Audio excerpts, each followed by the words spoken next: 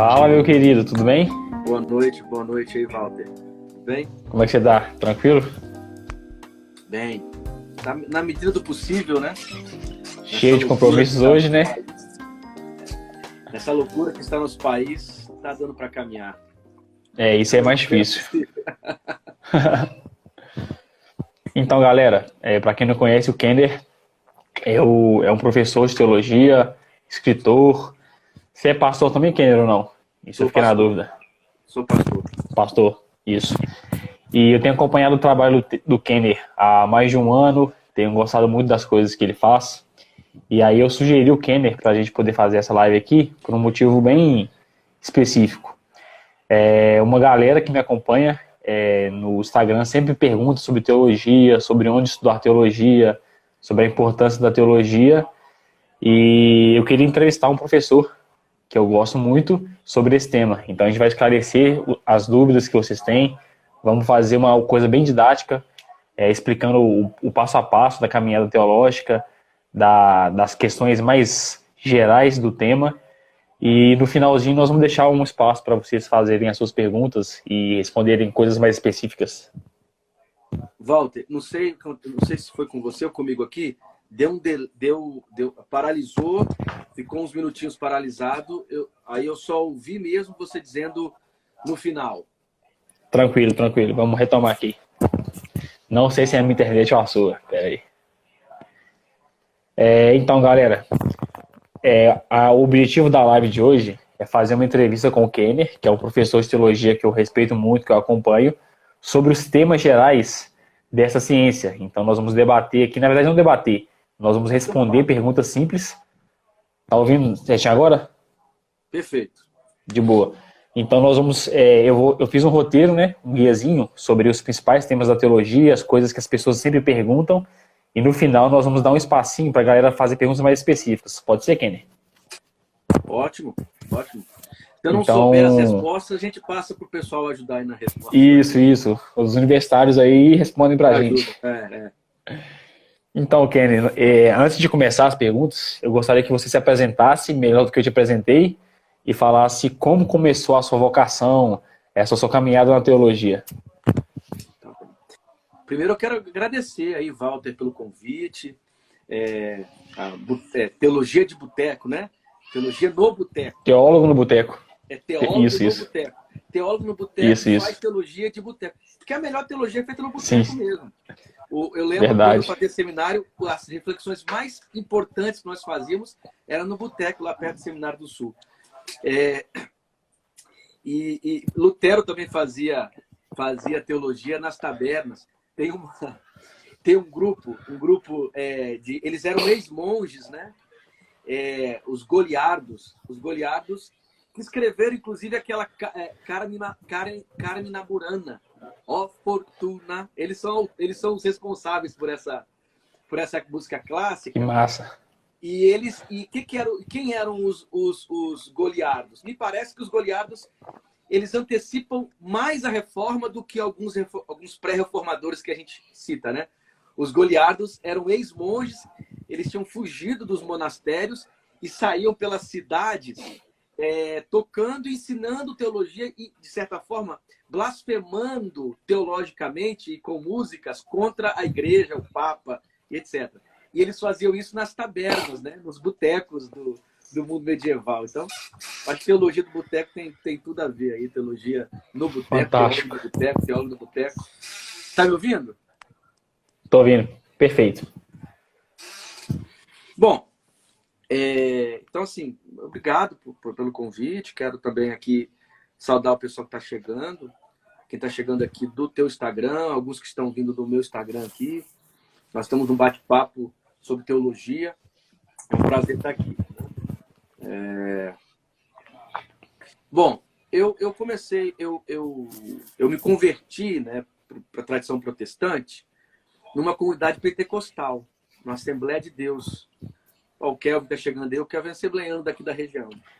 E é um assembleiano com profundas preocupações públicas, faz serviço social, está envolvido em vários debates públicos sobre violência contra a mulher e tal, e é um assembleiano.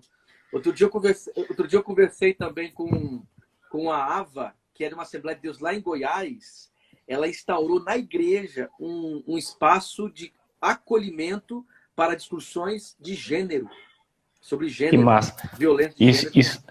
isso é uma das respostas de uma pergunta que eu vou te fazer. Para que serve a teologia? Isso. Não vou falar sobre isso. E aí, Uhum. então assim, eu me converti numa igreja Assembleia de Deus, numa igreja pentecostal, em 2001. Não, em 2000. Em 2000. Em 2001, cara, eu já fui para o seminário. Foi uma coisa assim muito Bem doida. rápido.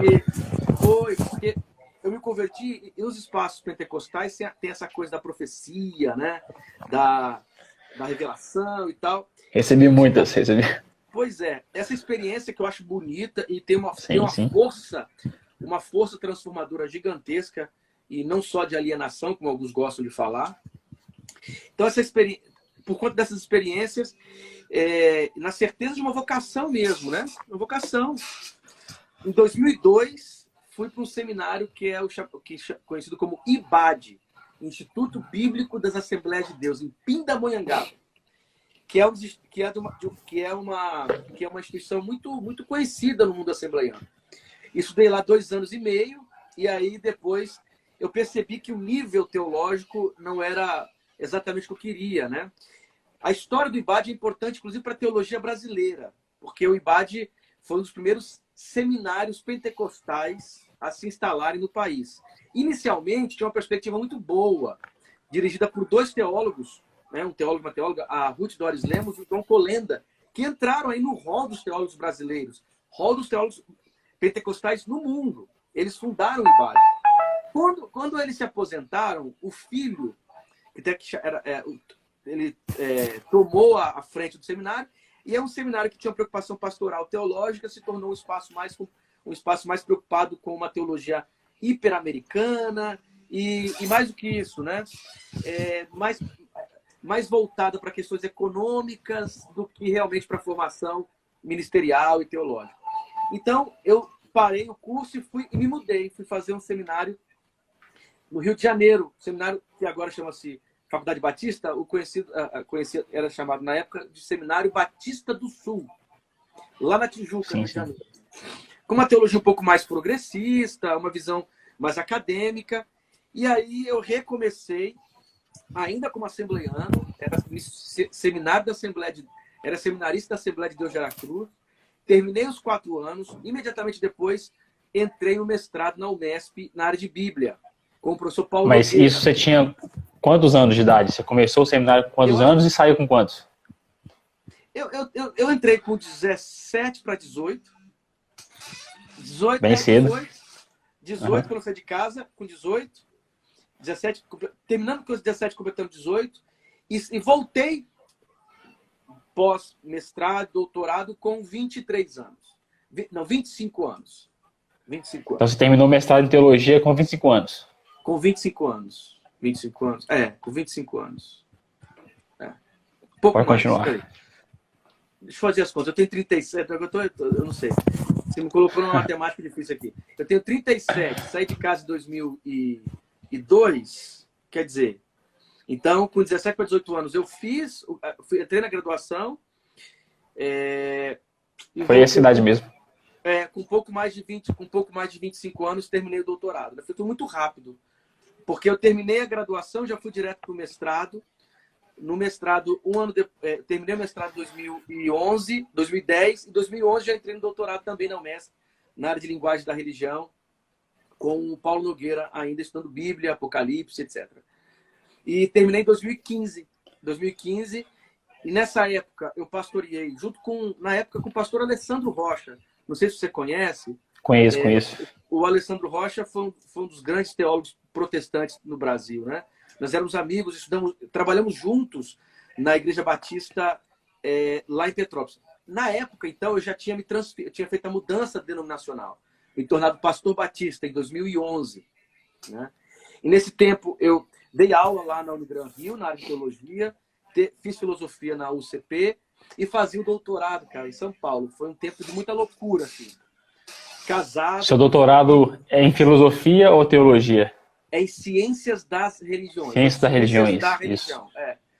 Meu então mestrado, você fez doutorado, meu mestrado e doutorado foram em ciências da religião. Entendi. Na UMESP, na área de Bíblia, porque lá tinha uma linha de pesquisa, ainda tem, chamada Linguagem da Religião, e no mestrado essa linha se chamava Literatura Antiga do Mundo Bíblico. Então, no mestrado, foi nessa linha de literatura antiga do mundo bíblico, estudei literatura pseudepígrafa, apócrifa, o Novo Testamento, primeiro Enoque, e a questão do pneuma cártaton, né, que é do espírito imundo no Novo Testamento. Transformou-se até em livro, que é aquele livro, que é esse aqui, ó. Estou lendo, muito bom livro. Os Anjos que Caíram do Céu, está na 3ª edição. E na minha tese eu continuei trabalhando questões epistemológicas em relação à leitura de textos antigos e sagrados, só que agora aplicando a Apocalipse, e aí especificamente o Apocalipse capítulo 9. Isso já era, a área já se chamava Linguagem da Religião. Nesse período, fiz filosofia e trabalhei na Igreja Batista em Petrópolis e dava aula na Unigran Rio, no curso de teologia. Em 2014 para 2015, surgiu duas vagas aqui na Faculdade Unida. Aí abriu um processo seletivo com vários professores e eu passei. Eu e a professora Claudete, que hoje é professora na nossa faculdade também. Aí em 2015 voltei para o Espírito Santo. Morando aqui em Vila Velha. Pastoreava uma pequena célula, essa célula cresceu e tal. E aí, em 2017, eu precisei deixar a igreja, fazer uma transição pastoral, porque estava difícil, porque a igreja tinha crescido, estava com umas 300 pessoas, e como professor, escrevendo e falando para lá e para cá, não conseguia dar conta. Em 2017, fizemos uma transição pastoral nessa igreja, e em 2018 comecei a compor a equipe pastoral aqui da Igreja Batista em Praia do Canto, com o pastor Uziel. O pastor Uziel, ele é conhecido porque está sempre envolvido na Rede Miqueias, na FTL. Ele é um dos coordenadores da Rede Miqueias. E de 2018, até hoje, estou lá na equipe pastoral e trabalho na graduação e no mestrado. Graduação em Teologia e mestrado em Ciências da Religião, lá aqui na Faculdade Unida de Vitória. E além disso, a gente produz coisas, discute, está por aí fazendo encontros. Aqui eu coordeno um fórum também, que é o Fórum Evangelho e Justiça, que eu acho que é um ambiente muito bacana. Entre tantas coisas boas que Deus me proporcionou aqui em Vitória, uma delas é este fórum, é um espaço de pastores e pastoras e líderes evangélicos que discutem o lugar dos direitos humanos na proclamação do Evangelho e no espaço das igrejas. E a ideia é levar para as igrejas evangélicas a discussão do tema direitos humanos e a relação histórica do protestantismo com os direitos humanos. Fizemos já vários movimentos aqui, cartas, encontros, impactos, etc. E tem uma galera, assim, vários pastores e pastoras. Aí eu descobri quanta gente ao nosso lado tem as mesmas preocupações de uma teologia pública mais relevante, de uma igreja mais transformadora. Sim. E encontra no tema dos direitos humanos um lugar comum. Eu sei que no Brasil a ideia de direitos humanos não é muito bem acolhida nos espaços evangélicos, especialmente nesse atual período em que vivemos, né? Dessa negação do razoável, da bestialização do discurso, essas coisas obscurantistas aí que nos acompanham nesses últimos anos. Parece que a igreja evangélica e o tema dos direitos humanos sejam antagônicos, né? Direitos humanos de um lado e igreja evangélica do outro. E pelo contrário, né? Que é o contrário. Historicamente, inclusive, uma traição, uma postura como essa. Eu vejo como uma apostasia. E a ideia do fórum é exatamente resgatar essas memórias das discussões sobre direitos humanos no espaço do protestantismo e promover esse tema dentro das igrejas locais. E nós trabalhamos com as igrejas locais aqui da região. Isso é um pouco aí do que você tem feito durante a sua vida. Isso é fantástico. E eu queria começar com uma pergunta, tipo assim, como você conciliou no decorrer da sua caminhada seu ministério pastoral com o ministério acadêmico? Porque eu vejo que isso é muito difícil. Porque, vamos supor, eu trabalhei com vários pastores ao longo da minha vida, no apoio da questão do acolhimento da juventude, do pastoreamento. Só pastorear uma igreja já é um trabalho muito grande. Produzir uma pesquisa de mestrado, uma pesquisa de doutorado é muito mais difícil ainda. E como você conciliou tudo isso com família, com filho, isso é Rapaz, só a graça de Deus. para você ter ideia, Walter, teve uma época que eu morava lá em Petrópolis, dava aula na Unigran Rio, lá em Duque de Caxias, fazia composição de uma equipe pastoral, também em Petrópolis, fazia o doutorado em São Paulo e a graduação em filosofia no Rio de Janeiro. Cara, teve uma época que eu fiz tudo isso. Primeiro que a gente, né, você acaba, é um tempo que você tira mesmo para quase morrer, você se permite. Você morava num trailer, né? Eu vivi durante um tempo no ônibus. Eu passei mais tempo no ônibus do que na minha casa. Porque na época não tinha essa coisa de avião para lá e para cá, né? Era tudo de ônibus. Bom, eu penso assim, eu não acredito que seja possível. Confesso que teve uma hora na minha vida que eu pensei em seguir a carreira acadêmica e esquecer da igreja. Houve um tempo em minha vida que eu ensaiei isso, mas percebi o quanto isso é equivocado. Não é possível fazer teologia sem a comunidade, e não é possível a comunidade não acolher bem a produção teológica. As duas coisas não são mundos antagônicos, mas são mundos necessários. Não é?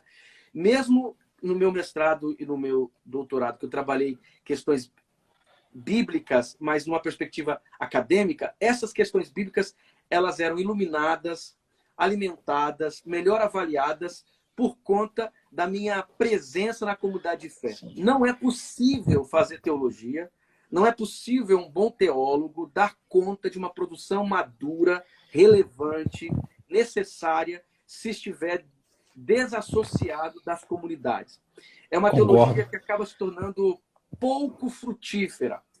Ela vai responder a uma série de questões institucionais acadêmicas, mas terá uma relação encarnacional muito frágil. Então, assim, eu sempre tentei, quando descobri essa necessidade, né, como eu disse, houve um tempo em minha vida que eu rascunhei não relacionar esses dois mundos, mas depois que percebi a impossibilidade disso, sempre fiz questão de estar na comunidade, talvez como pastor líder da igreja seja difícil, mas auxiliando a comunidade, caminhando com a comunidade, ouvindo, falando, trocando, produzindo, refletindo a partir da comunidade, eu sempre fiz questão que acontecesse, porque isso me ajudava a não perder o norte, a não tirar, a não voar demais e perder e não conseguir dialogar, etc. Então, o Ed René, ele fez uma entrevista tem pouco tempo com o Harold Segura, não sei se você conseguiu acompanhar, e aí ele fala sobre o Harold, que é um dos pastores, dos teólogos que ele mais gosta, justamente pelo Harold ser um teólogo pastoral, e os teólogos pastorais são melhores na visão dele, e na minha também, porque eles respondem perguntas que as pessoas realmente perguntam. E eu acho que isso é um problema da teologia, que a gente tem feito um esforço enorme para responder um tanto de pergunta que a gente acha que as pessoas querem saber por conta da nossa vaidade, do nosso ego, da nossa produção acadêmica, e o teólogo pastoral não, ele está no chão da vida, ele está lidando com problemas reais, então ele precisa fazer com que a produção dele, a pesquisa dele, faça uma transformação real na vida, e isso é muito bonito de se ouvir.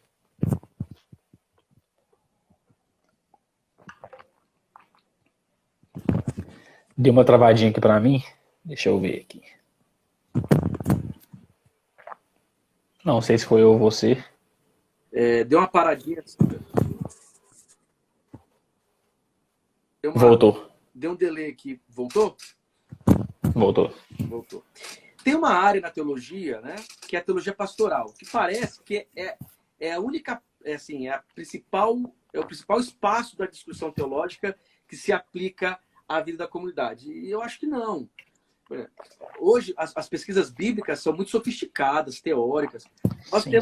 Nós temos pesquisas bíblicas realizadas em instituições que não têm nenhuma relação com o mundo da igreja. Nós temos grandes espaços e grandes projetos de pesquisa, por exemplo, em Bíblia, que estão lá na história, nas ciências sociais, na literatura, na linguística.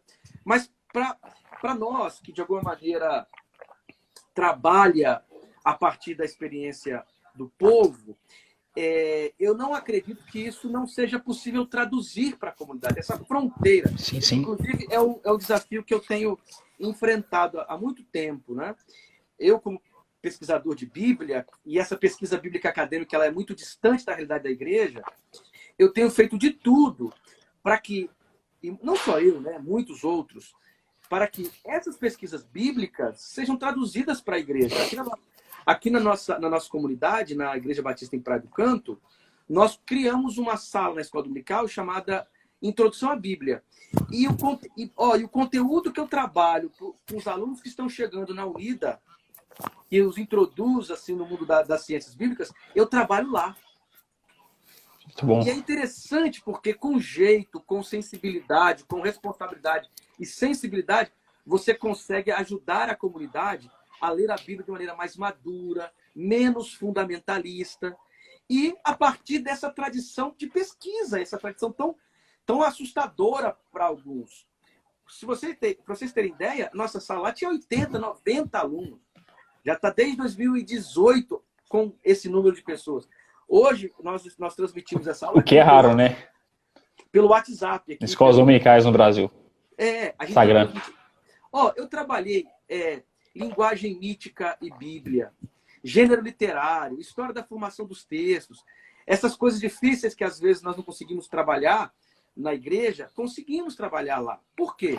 Porque é possível, sim, você ter uma relação profunda com esse conteúdo acadêmico, teológico, e isso dialogar com a realidade da igreja. Isso produz, inclusive, uma igreja mais madura, uma leitura bíblica mais equilibrada, quer dizer...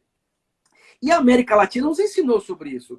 As teologias que foram produzidas aqui na América Latina, essas teologias vinculadas à prática, por exemplo, a teologia da libertação, que formou muitos biblistas, né, que trabalhavam com a leitura popular da Bíblia, as comunidades de base, essas coisas todas nos mostraram como é possível pesquisas europeias, americanas, porque os caras que facilitavam essa leitura bíblica nas comunidades de base fizeram doutorado na Alemanha, nos Estados Unidos. Na Alemanha, isso.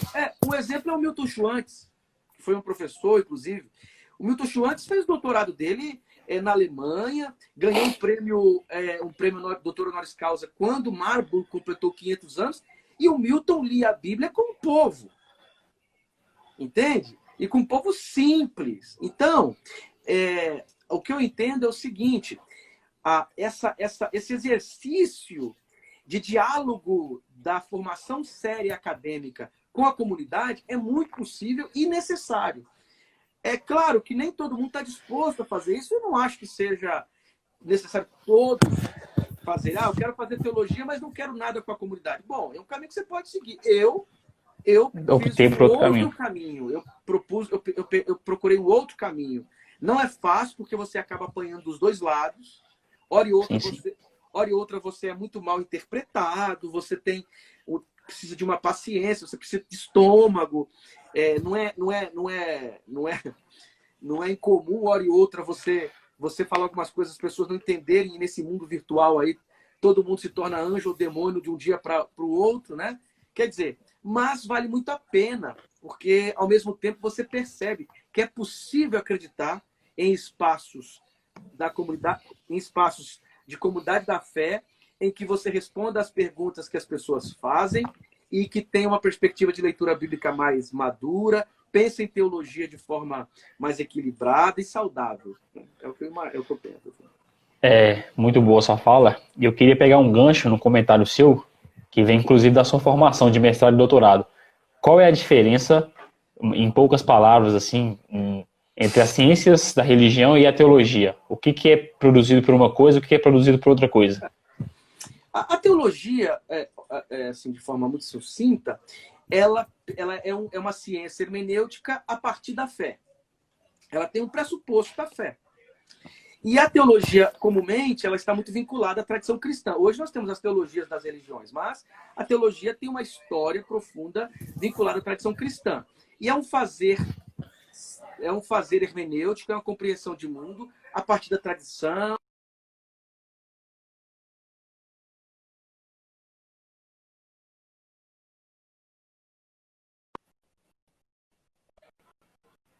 De estudar o fenômeno religioso como uma produção de textos, sentidos da cultura. A religião como fenômeno da cultura. Ela pressupõe, por exemplo, um ateísmo metodológico.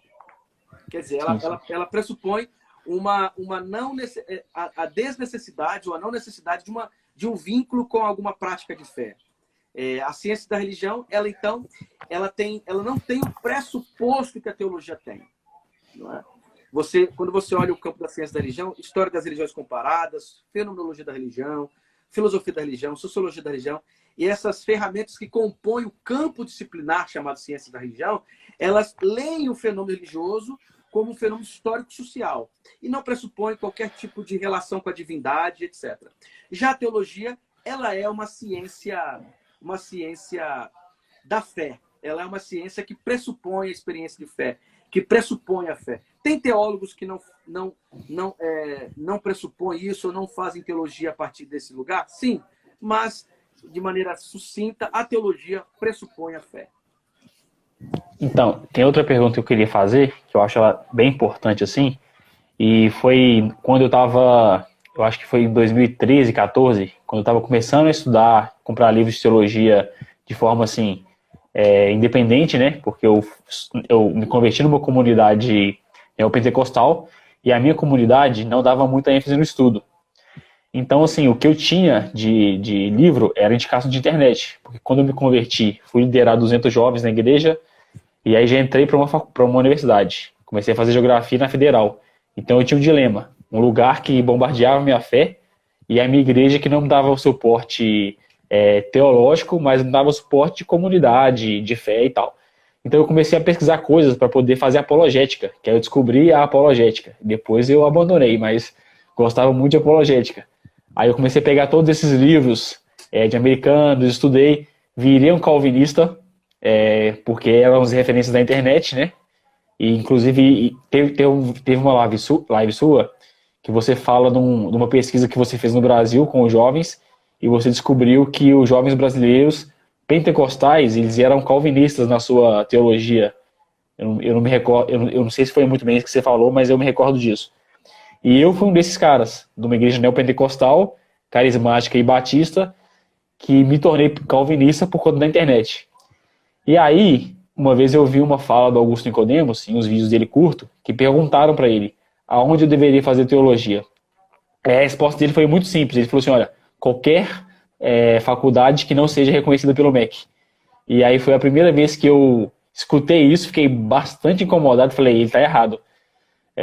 Tem uma intenção na fala dele. Aí pesquisando, descobrindo outros autores, eu fui perceber a diferença de um curso confessional e de um curso reconhecido pelo MEC, e a minha pergunta vai nesse sentido.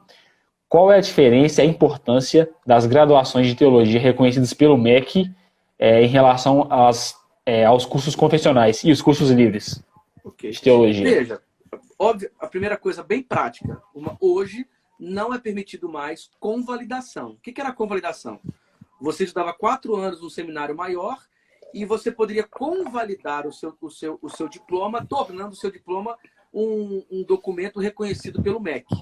Quer dizer, isso já salvava os 4 anos, caso você necessitasse desse tipo de título para fazer um mestrado ou para concorrer a algum tipo de emprego, etc. Os seminários, eles estavam interessados em formar pastores para as denominações. O Nicodemos, inclusive, está defendendo isso quando fala. E tem uma série de interesses econômicos, institucionais nessa fala dele aí. Porque ele mesmo fez uma faculdade reconhecida pelo MEC. Então, ele fez cursos que têm reconhecimento do Ministério da Educação. Se não estou enganado. Para os outros não, para mim sim. Então, assim, eu acho que a primeira razão simples e rápida é essa. Você imagina, você ter um curso que não tem nenhum tipo de reconhecimento do Ministério da Educação do seu país. Claro que hoje o Ministério da Educação, não sei se ele tá se vale a pena mesmo ter qualquer relação com ele, né? Tem 2 anos que não vale a pena confiar muito. Depois do colombiano, depois do bicho louco e agora do evangélico falsificador de documentos. Diploma. Então, assim, um colombiano que não conhece o Brasil, um bicho louco que falava só asneira e agora um falsificador de documento, né? O negócio tá estranho no nosso Ministério da Educação, não é? O Ministério da Educação... Período das trevas. Pois é, o Ministério da Educação teve uma época aí que os caras estavam querendo arrancar do mapa Paulo Freire. Um absurdo, porque talvez um o que autor mais reconhecido honra, mundialmente. que mais nos honra no mundo inteiro, né? O mundo inteiro honra Paulo Freire. É um orgulho para a nossa educação, porque você não precisa concordar com todas as coisas, e nem ele aceitaria que você concordasse com tudo, né? Mas desconsiderar a grandeza e o reconhecimento internacional de um cabra da nossa terra aqui, da Terras Brasílias, simplesmente porque você está em surto psicótico e chama isso de projeto ideológico. Então, assim, quer dizer, esse parênteses aí só para a gente voltar para a nossa conversa. Muito bom parênteses. Então, quer dizer, você tem aqui essa coisa mesmo de um curso reconhecido que te abre portas e que garante esse teu curso ter um valor institucional. Esse é um ponto. Segundo ponto, veja, a faculdade ser confessional não a impede de ter reconhecimento pelo MEC.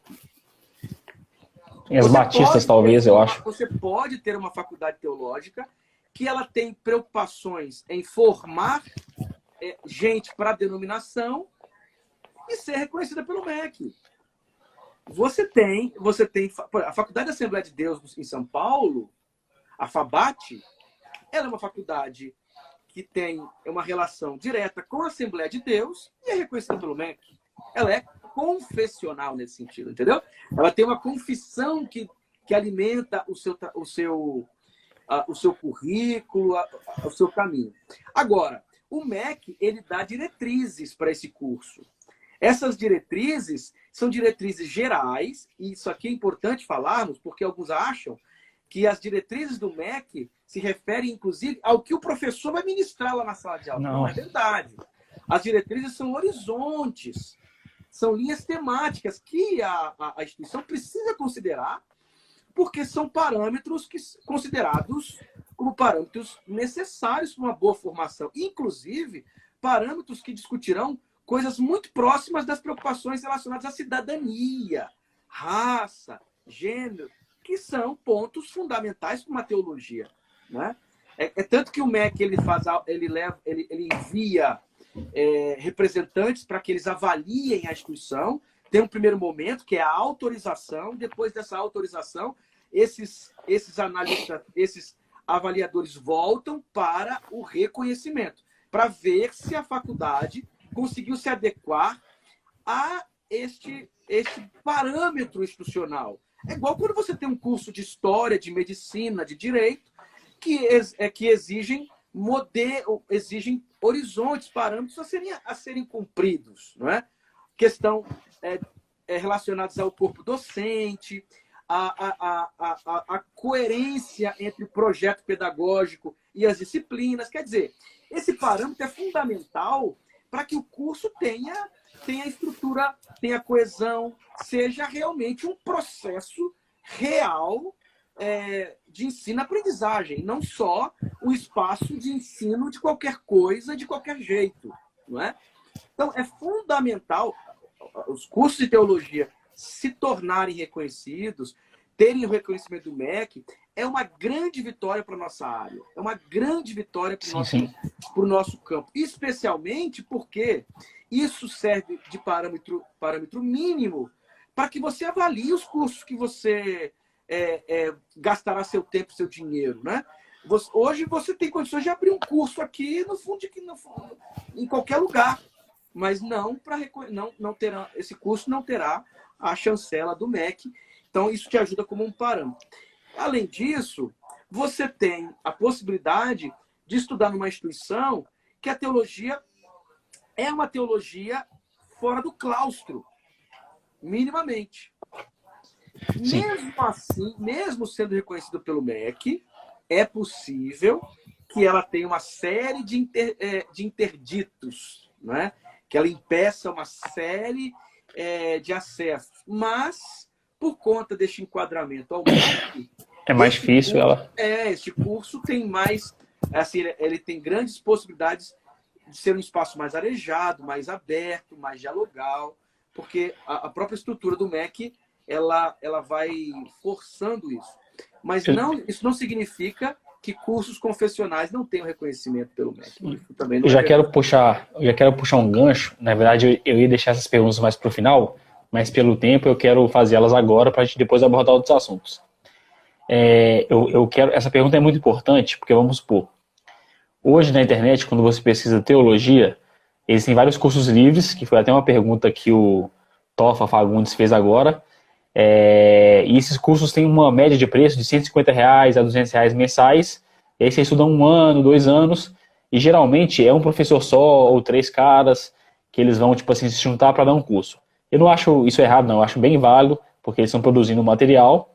Só que ao mesmo tempo existem várias faculdades no Brasil boas que têm o mesmo curso de graduação por um valor de R$250, R$200.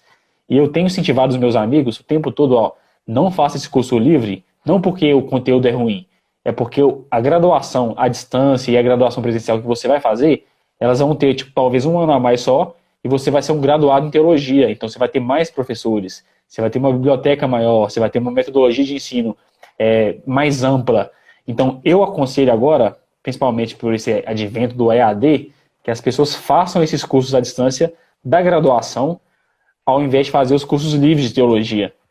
E aí eu gostaria que você falasse um pouquinho disso, tipo assim, da importância de fazer desses cursos EAD de teologia, e você falasse também da Faculdade Unida. Como que a Faculdade Unida disponibiliza esse tipo de curso? Quais que são as ênfases da teologia da Unida? Porque eu tenho vários amigos meus interessados que estão assistindo a live e eles queriam saber como que é o curso da Unida. Inclusive tem um amigo meu que me mandou mensagem hoje aleatoriamente, sem a gente conversar, falando da Unida. E ele está nos Estados Unidos, ele quer estudar lá. Ele não tem como fazer uma faculdade presencial. Ele viu que a Unida tem um curso para pessoas de fora do país e ele vai matricular. Então ele quer saber sobre a faculdade. Inclusive, nós temos um polo em Boston. Não sei onde ele mora, mas depois ele se resolve. Há 2 anos, eu acho que tem 2 anos, nós fomos lá. Eu fui participar de um evento lá da SBL, né, que é uma sociedade de literatura bíblica, dentro de uma sociedade também de estudos de religião.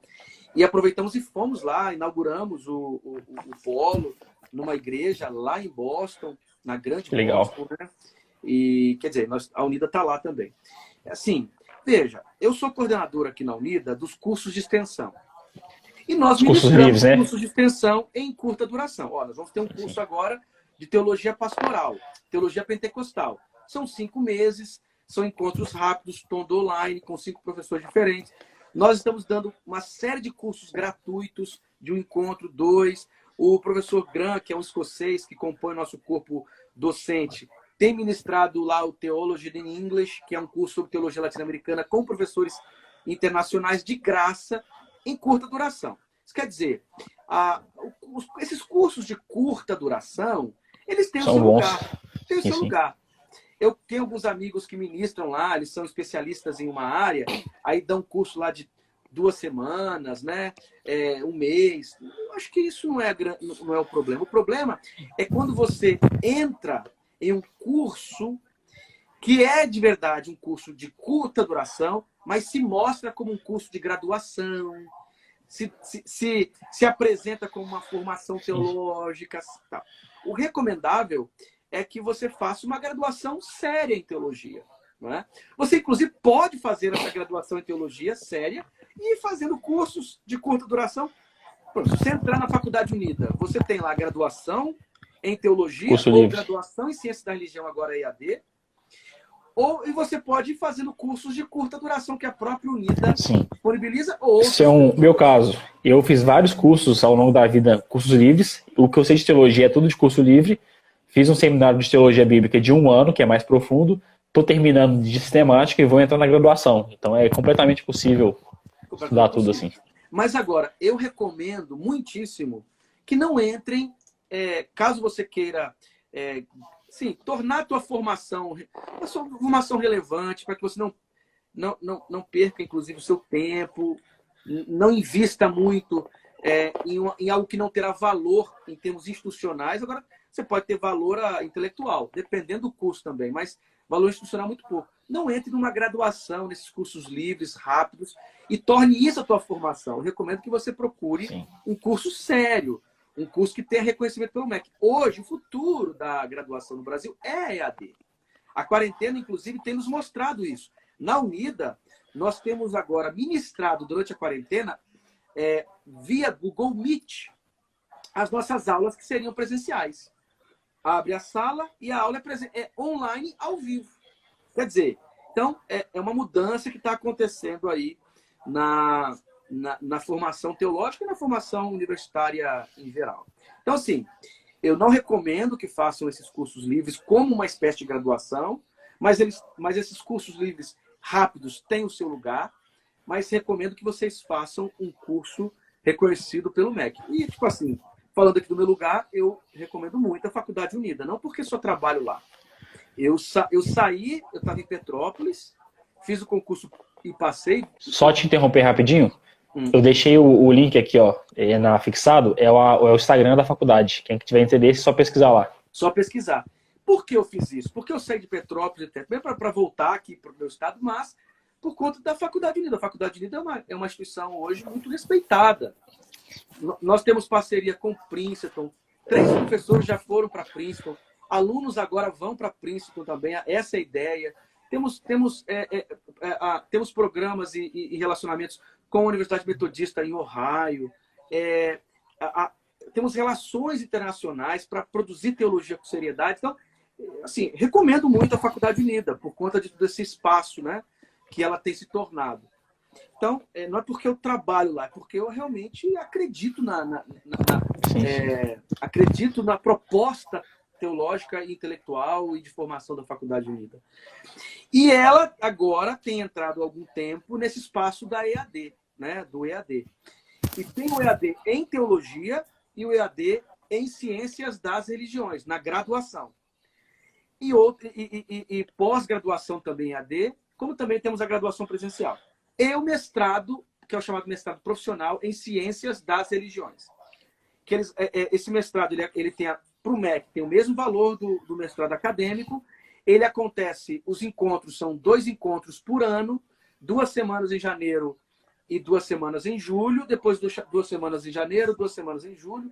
Já temos formado muita gente. Nós temos alunos do Acre, Manaus, do sul do Brasil. Isso vai, fantástico de ver. A Faculdade Unida vai se tornando mesmo um espaço para popularizar o acesso à pós-graduação, né, ao mestrado. Já estamos em andamento para o doutorado. A ideia é que a gente consiga o quanto antes. Tivemos alguns problemas no processo, não problemas por nossa causa, mas por algumas tensões lá no Ministério, lá na CAPES, que é o órgão responsável por esses processos. Mas daqui a pouco também nós teremos aqui a graduação, o doutorado em Ciências da Religião. Temos trabalhado muito para isso, produzindo. Nós temos hoje um corpo docente, todos os professores, inclusive os que dão aula na graduação, são doutores e pós-doutores, e não no sentido, né, no sentido agora de doutores que o pessoal está dando aí, mas doutores mesmo. Que defenderam uma tese, que fizeram os créditos de defender a tese. Sim. A maioria dessas teses estão publicadas, etc. Então, assim, a Faculdade Unida, ela tem essa estrutura que permite uma formação presencial e agora também uma formação, não agora, mas há alguns anos, uma formação online, né, à distância, tanto para teologia quanto para ciências das religiões. Além de termos pós-graduação em ciências da religião e outras pós-graduações também. E o mestrado, que é o mestrado acadêmico, ou melhor, mestrado profissional em ciências das religiões. Então, galera, inclusive, eu sou um novo aluno da Unida, né? Começa a aula dia 15. Já conseguiu se inscrever? Ainda não. Eu conversei com o Vanderlei, mas vai dar tudo certo. Vou me matricular. Então, gente, eu começo. Então, se vocês entrarem para o curso de graduação em teologia da Unida, vocês vão ser meus colegas de classe, vamos fazer trabalho junto, vamos discutir os temas. Recomendo muitíssimo. E, Kenny, já pulando para um assunto, porque eu acho que o nosso tempo está acabando, eu já queria entrar para as perguntas. Eu acho que você já respondeu o que é teologia em várias perguntas anteriores, mas agora eu quero te fazer umas provocações que eu acho que é bem de boa. Você tem respondido isso sempre nas suas lives, que é para a galera sempre refletir um pouco sobre isso. Para que serve a teologia? Essa é uma pergunta que tem ecoado pelo Tiago Arraes, não sei se você acompanha também, mas desde quando começou toda aquela confusão sobre a morte do menino João Marcos aqui no Brasil, a morte do George Floyd, e surgiu um debate na internet sobre racismo, sobre perdão, sobre se os manifestos, sobre se as manifestações dos Estados Unidos são legítimas ou não. Um tanto de teólogo branco, conservador, falando que é contra quebrar patrimônio, porque isso não é de Deus. E o Tiago Arraes começou a levantar essa hashtag falando para que serve essa teologia se ela não combate o racismo. E aí eu queria fazer uma pergunta para você, Kenny. Para que serve a teologia? Para que serve essa teologia? E qual é o espaço da teologia no debate público? Bom, acho que a primeira coisa, a teologia ela serve para compreender o mundo. Antes de dizer quem Deus é, a teologia ela é mais habilidosa para que a gente compreenda melhor a vida, o mundo e as pessoas. Então, a teologia ela tem um lugar fundamental para refletir sobre a vida a partir da fé. A teologia que se prende em defender, descobrir e descrever quem Deus é, ela acaba fazendo isso de forma desconectada com a vida. Então, antes de qualquer coisa, a teologia ela é a possibilidade de compreendermos o mundo, a vida e as contradições da vida a partir do óculos da fé. A teologia ela serve para que nós tenhamos uma compreensão desta fé de maneira mais madura, de maneira menos bitolada, de forma não alienante. Então, a teologia ela tem um papel libertador também. Ela tem um papel crítico, profético. Ela tem uma função de alicerce, e ela tem uma função de compreensão mais arejada. Teologia, ela exatamente é feita em todos os espaços onde se pensa a vida a partir de Deus e a partir da fé. Então, na igreja, nos encontros, ali se faz teologia. Né? A Ku Klux Klan fazia teologia. Esses caras que estão dizendo que não se discute racismo na teologia, estão fazendo teologia. Então, mas aí que vem o problema. Que tipo de teologia eles estão fazendo? Essa apologética conceitual desencarnada é um tipo de teologia. Então, a teologia ela é disputa narrativa também. A teologia é a capacidade de rompermos com o senso comum a respeito da vida de Deus. A teologia ela é potência de compreensão mais humana da ação de Deus. A teologia é possibilidade de resposta ao mundo a partir da fé em Deus. A teologia ela é necessária para que a gente habite o mundo animados por uma fé mais transformadora e libertadora. A teologia é perigosa. A teologia é um instrumento perigoso, porque o discurso sobre Deus, esse discurso sobre a fé, pode libertar como pode matar. Sim. Né? A teologia ela é a possibilidade de compreendermos de forma mais libertadora a ação de Deus no mundo. A teologia é humana, por isso precisamos conhecê-la bem. Eu escrevi um texto recentemente falando sobre as tragédias do mundo, sobre sistemas de opressão, e o que eu tenho sempre escrito e proposto para a galera é que por trás de todo o discurso existe uma teologia que endossa ele, principalmente em países latino-americanos, em que as pessoas creem, porque a pergunta dos países europeus são: onde está Deus? Tipo assim, quem é Deus? Essas perguntas mais abstratas sobre esse ser. as perguntas que a gente tem aqui não são essas, porque todo mundo aqui já crê em Deus. Então, assim, o Brasil é um país totalmente cristão. Sei lá, 85% do Brasil, 90% é cristão. Então, a gente não quer saber sobre quem é Deus, a gente já acredita nele. Então, não precisa de apologética. Mas a nossa pergunta é o que Deus está fazendo, onde ele está na tragédia, onde ele está na violência. Isso, quem sofre a violência. E, igual você falou, quem promove essa violência, ele reproduz um discurso teológico, mesmo, inclusive, não acreditando em Deus. Então, quando a gente vai falar sobre... Eu quero entrar num assunto que eu gosto muito, que é o debate da teologia na esfera pública, e muito se falou no Brasil, muito se repetiu, né, nas conversas de família e tal, que religião, política e futebol não se discutem. Então, por isso que a gente vive esse país que a gente está hoje, porque realmente a gente não discute esses três temas fundamentais. Então, assim, política se discute sim, religião principalmente, porque tudo nesse mundo tem um discurso religioso que legitima a ação. Então, o policial, ele só mata uma criança acidentalmente numa favela porque ele está amparado por um discurso religioso, de que aquela criança pode ser morta, que isso não vai dar tanto problema, isso não é uma blasfêmia a Deus.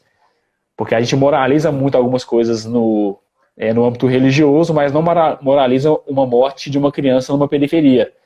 Imagina se todos os pastores e todos os teólogos do Brasil, em peso, se mobilizassem contra essas mortes de pessoas negras. Eu acho que isso não seria aceitável pela grande maioria. Então, puxando esse gancho da teologia pública, dos discursos religiosos, você começou a falar no início da live sobre um projeto que você atua aí sobre os direitos humanos. E aí, falando de direitos humanos, é uma temática que eu também estudo muito e gosto muito, e eu comecei a estudar os direitos humanos e comecei a pensar o outro ser humano que não crê como eu, como um ser que precisa ser respeitado, protegido, a partir da teologia. Então, o que me trouxe liberdade, libertação, para eu poder estudar mais coisas, estudar ciências sociais, estudar filosofia, foi a própria igreja, foi a própria teologia. Mas eu tive amparado por amigos que tinham discursos teológicos libertadores. Então, eu não sei se todas as pessoas têm essa mesma oportunidade que eu tive. Então, fala um pouco para a gente, porque você acabou de responder o que é a teologia para você, para que ela serve. E é uma resposta muito bonita. Mas como a gente combate esse obscurantismo teológico que a gente tem nas redes sociais? Porque você também citou isso no início da live, que você é um herói num dia, no outro dia eles pegam um vídeo seu de 1 hora, editam 1 minuto, você vira o vilão.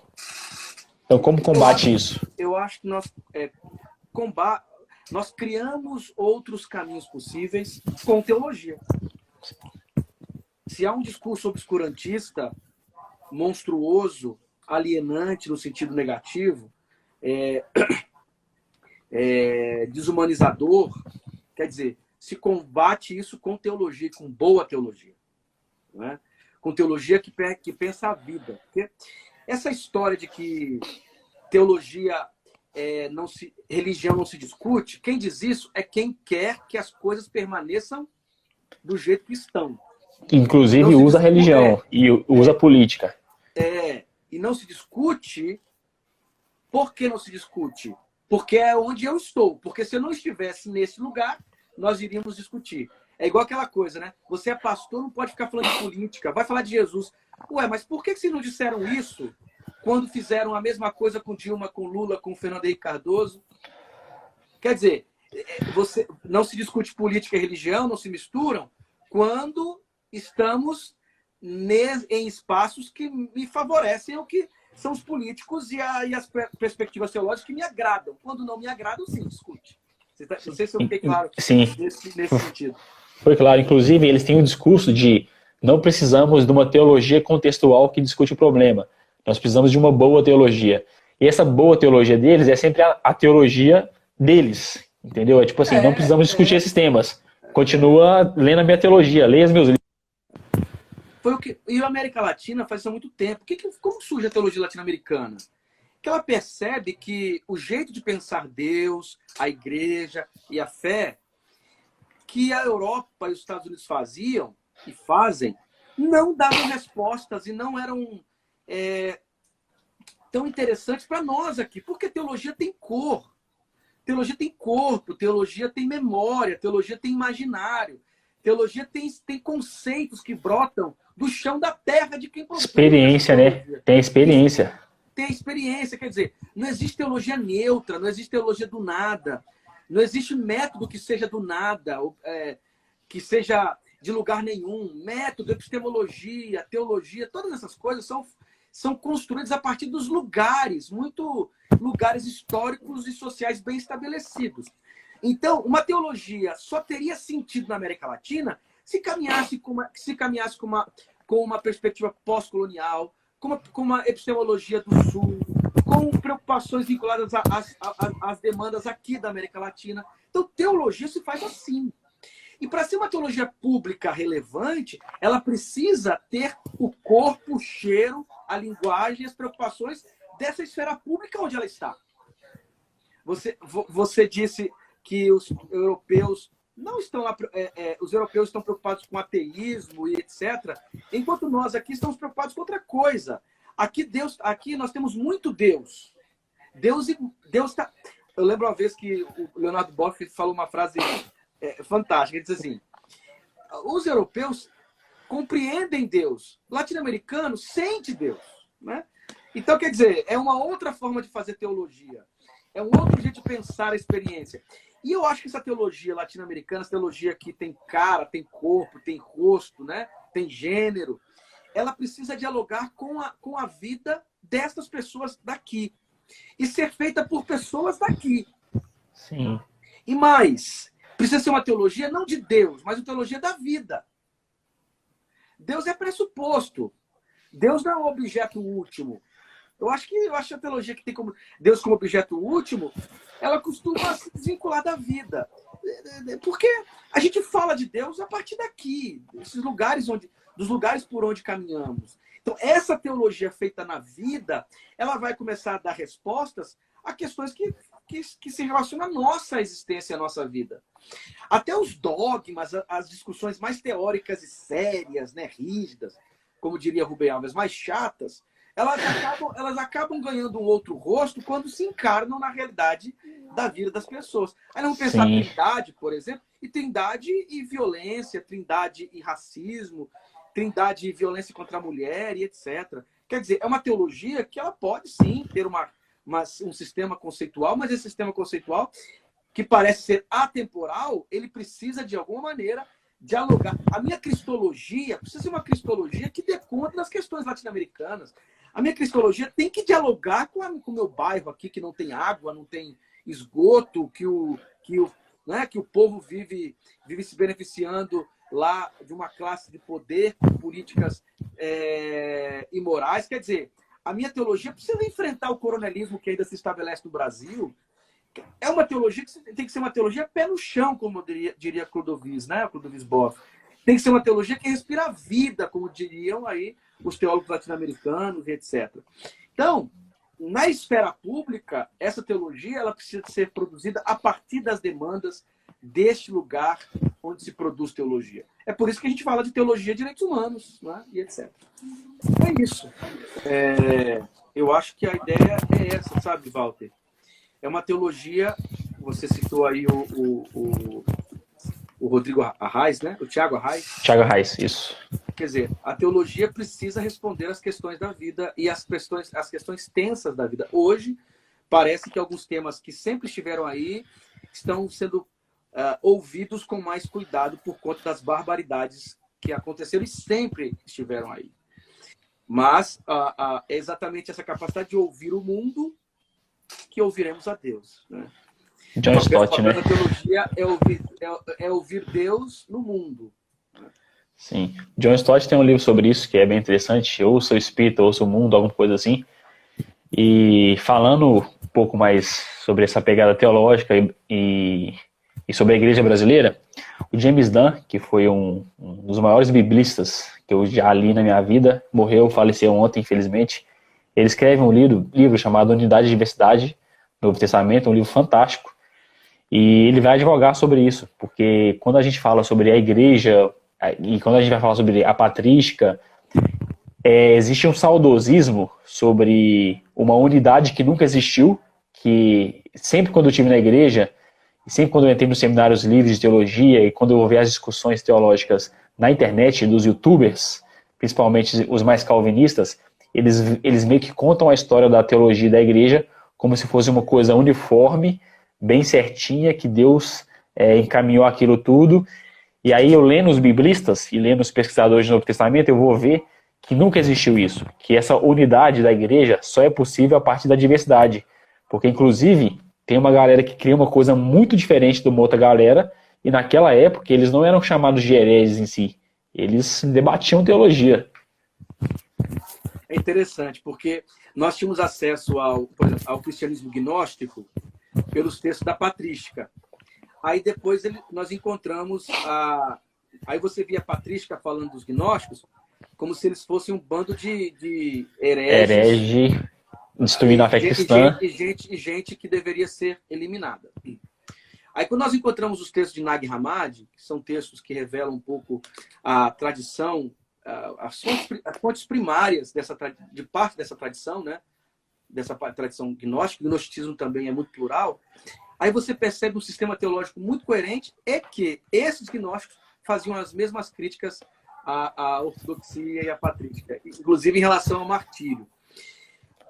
É tanto que nas pesquisas bíblicas nós falamos em cristianismos das origens. Nós nem podemos falar em cristianismo primitivo.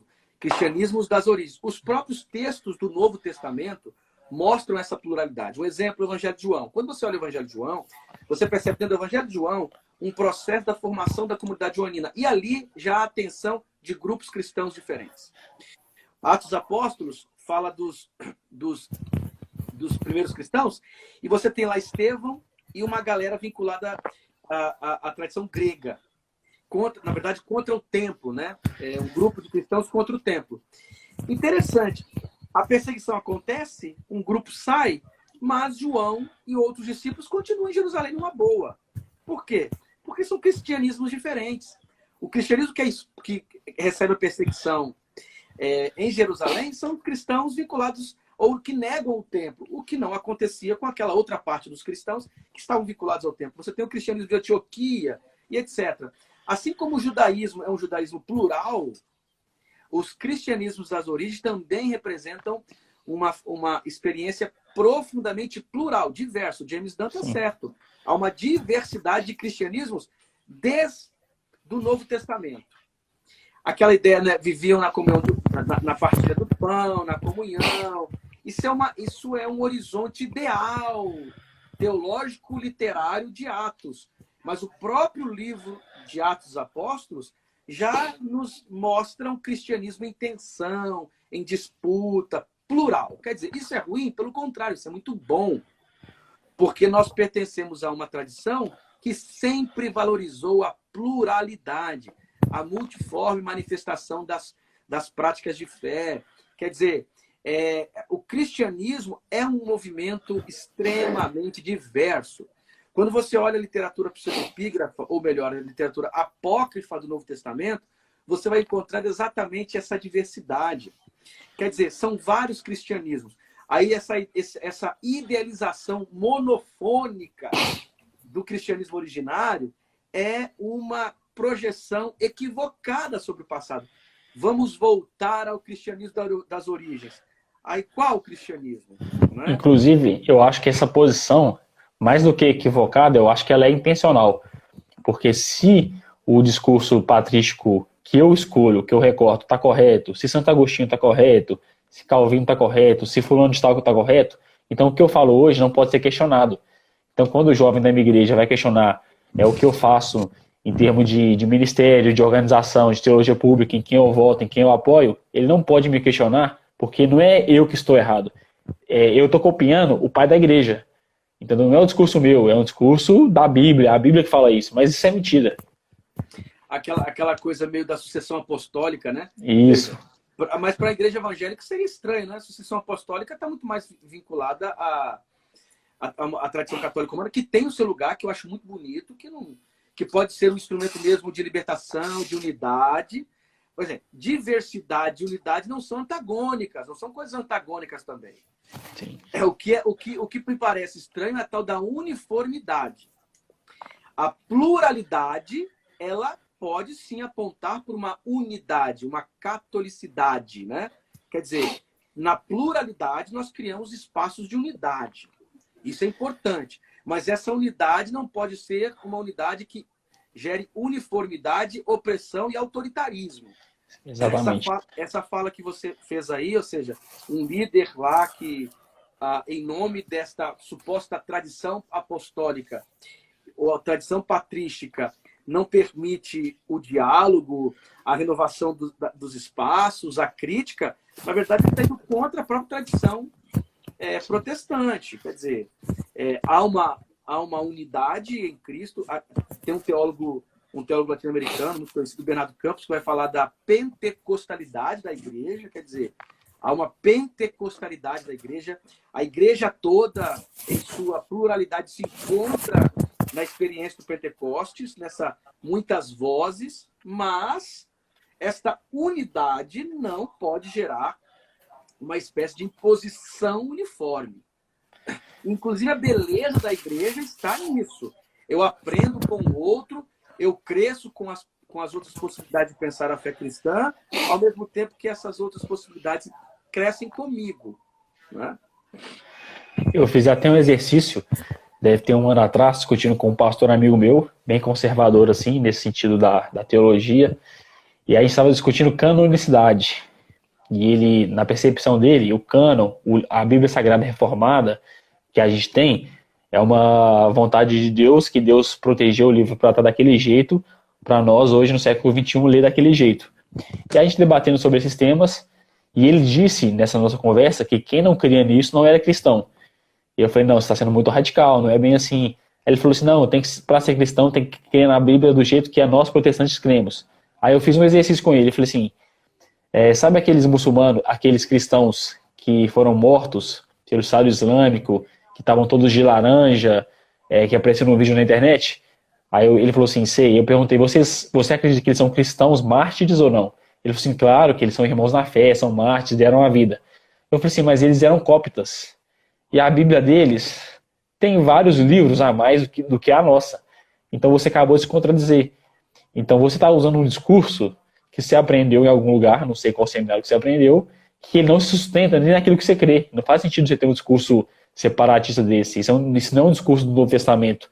E o Dan também tem outro conceito que eu gosto muito, que ele elabora em outro livro, que é Jesus em Nova Perspectiva. É um livretinho bem pequenininho, que ele vai falar que mais importante do que seguir o Jesus histórico, seguir aquela pessoa do Jesus, era como as comunidades diferentes encarnavam esse Jesus. Então o discurso sobre o Cristo é mais como essa comunidade vivia o Cristo, tanto que eles eram confundidos como o próprio Cristo, por isso que eles eram chamados de cristãos, e que essas comunidades, na experiência pessoal de cada uma com Cristo, é que fazem uma cristologia boa. Aí quando eu fui ler John Sabino e tal, eu repensei a minha cristologia, porque na minha ideia eu tinha que pensar muito no Cristo histórico, né? Eu tenho que reproduzir e andar como Jesus foi.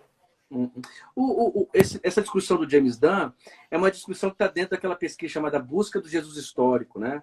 Isso, aí ele vai tipo rebater assim, o que faltou, né?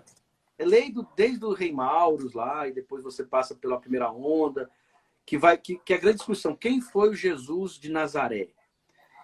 Aí a primeira intuição, que os evangelhos são descrições narrativas teológicas, não históricas. Inicialmente, inclusive, João era quase jogado na fogueira para isso, que era mais invencionice ainda, supostamente. Aí tem uma série de movimentos, né? Uma primeira fase tenta encontrar o Jesus histórico a partir do seu total descolamento da tradição judaica. Aí depois tem uma outra fase, com especialmente Bultmann, que vai dizer que não é possível encontrar o Jesus histórico. Fiquemos com o Jesus das comunidades, que é um pouquinho do que o Dan está falando aí. Sim. E depois os alunos do Bultmann, o Caseman e outros, vão trabalhar a ideia de que sim, é possível uma relação desse Jesus dos evangelhos com o Jesus da história. Hoje tem o Crossan, o Charles Worth e outros. Mas, no fundo, essa discussão toda, ela se dá nisso, né? É possível reconstruir o Jesus da história? O Jesus realmente quem foi sem essa casca da fé das comunidades? O Dan tá dando a seguinte ideia. Não, esse Jesus que você está chamando que é a casca, que é criada pela comunidade, é a maneira como a comunidade viveu a experiência do Cristo. Vamos tentar entendê-la melhor e reproduzi-la na vida. Eu gosto muito disso. Eu acho que essa leitura historicista é filha de um período lá, uma modernidade, é uma perspectiva muito racionalista da leitura bíblica. A comunidade pensou e viveu Jesus. A tradição pensou Jesus. E essa tradição pensou Jesus na vida, né? Interpretou Jesus nos seus dilemas. Eu acho que eu acredito que seja muito interessante eu entender esses dilemas também, para que eu possa responder aos meus dilemas hoje. Ou seja, eles encarnaram Jesus na comunidade. Aprendamos com essas comunidades a encarnarmos Jesus também agora. Pode ser? É por isso que a pergunta, o que Jesus faria hoje, é muito importante. Não é tipo assim, reproduzir o que ele fez na Palestina de 2000 anos atrás, mas é o que ele faria hoje. Quais são os princípios fundamentais de Jesus? O que é um cristianismo? O que me define como cristão? Os meus padrões morais e a minha repetição de versículo bíblico, o meu cumprimento de versículo bíblico, como se o Novo Testamento fosse uma nova lei que a gente tem que seguir à risca, ou se fosse um estilo de vida parecido com o de Jesus na atualidade, né? Provavelmente ele não faria arminha nos encontros celebrativos da ceia com seus discípulos, né? Talvez ele daria uma chicotada de quem está fazendo arminha. Eu acho que é mais possível. Para essa mão. Fecha essa mão aí. Fecha essa mão, fecha essa igreja, porque tá muito estranho. Ok, né? Muito obrigado.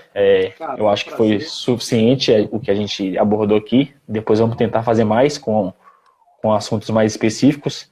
E só para finalizar mesmo, sobre todos esses temas que a gente citou, eu acho que talvez o mais importante aqui seria... porque o tema é a teologia, né? O que é a teologia? É você indicar uma ou duas bibliografias básicas para uma galera que não é acadêmica, mas que tem interesse em descobrir, tipo assim, mais sobre os pontos principais da teologia.